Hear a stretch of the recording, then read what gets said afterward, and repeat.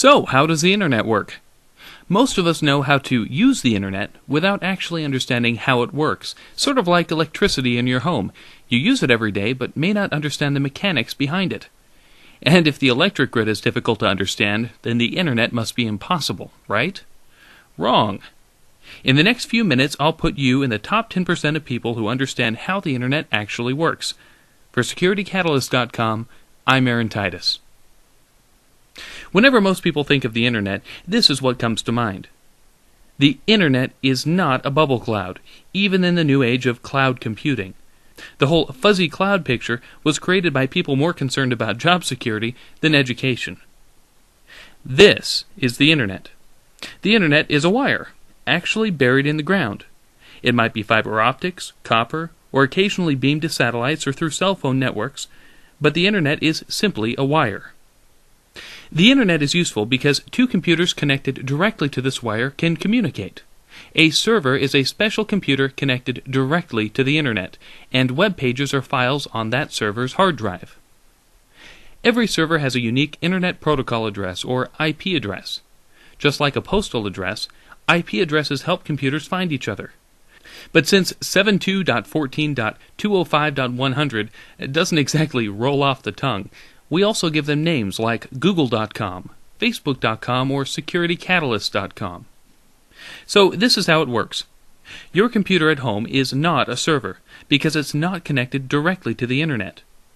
Computers you and I use every day are called clients, because they're connected indirectly to the internet through an internet service provider.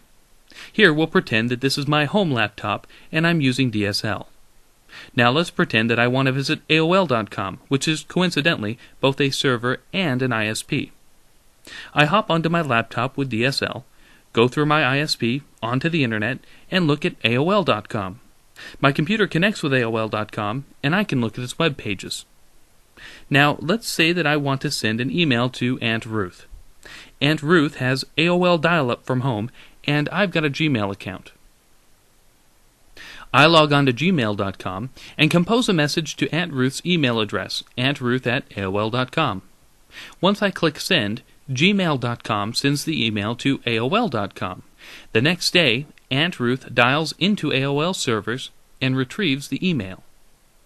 Whenever an email, picture, or web page travels across the internet, computers break the information into smaller pieces called packets. When information reaches its destination, the packets are reassembled in their original order to make a picture, email, web page, or tweet. Okay, so imagine you're at work sitting next to your boss, and you're both surfing online. Your boss is doing market research, and you're updating your Facebook profile. You're both sending packets back and forth over the internet. But what's to keep your packets from accidentally ending up on your boss's screen? That could be embarrassing. The solution to that problem is IP addresses and routers. Everything connected directly or indirectly to the internet has an IP address. Everything. That includes your computer, servers, cell phones, and all of the equipment in between. Anywhere two or more parts of the internet intersect, there's a piece of equipment called a router. Routers direct your packets around the internet, helping each packet get one step closer to its destination. Every time you visit a website, upwards of 10 to 15 routers may help your packets find their way to and from your computer. Imagine each packet as a piece of candy wrapped in several layers. The first layer is your computer's IP address. Your computer sends the packet to the first router, which adds its own IP address. Each time the packet reaches a new router, another layer is added until it reaches the server.